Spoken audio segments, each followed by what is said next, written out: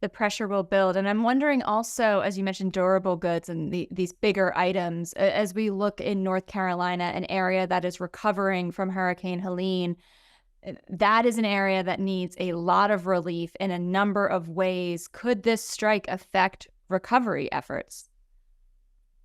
Well, I mean, I think we have enough foodstuff, perishables, water, and other supplies from other parts of the United States that can be moved into those areas. So I don't think it's going to have, direct effects on the relief effort. I think it'll have, effects on, durable goods, cars, other, washing machines or other products, TVs that we now import from other parts of the world. But I think in terms of immediate relief needed in the southeastern U.S., I think there we'll find a way. I think the bigger issue is going to be just the transportation systems, getting water and food and other perishables to the parties. I don't think it's going to have big effects.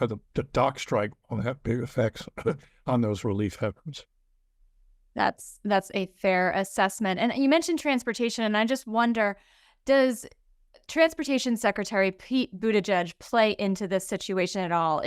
Does this lay at his feet? Has he failed in some way, or does he have a role to play in helping the ILA and USMX come together in negotiations, or is this entirely a Biden and Harris situation to help solve?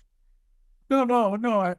I think the Secretary Buttigieg will be involved. It involves transportation. I don't think it's a failure on his part that the parties have reached impasse. Look, our system allows parties to engage in collective bargaining.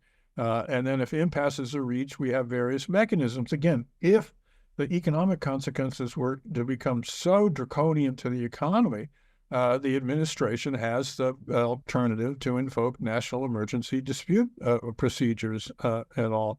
So it could come to that. I just suspect that the administration will be reluctant to intervene before the election. And also, I think there's going to be so much pressure on the parties, they're likely to settle before the economic consequences get too draconian. I mean, they're going to be substantial just because of all the reasons we've been talking about. I just think there's good reason to anticipate that there'll be pressure, assistance from the administration to help the parties try and mediate and solve this dispute. I think those efforts are going to be meaningful and will involve the secretary.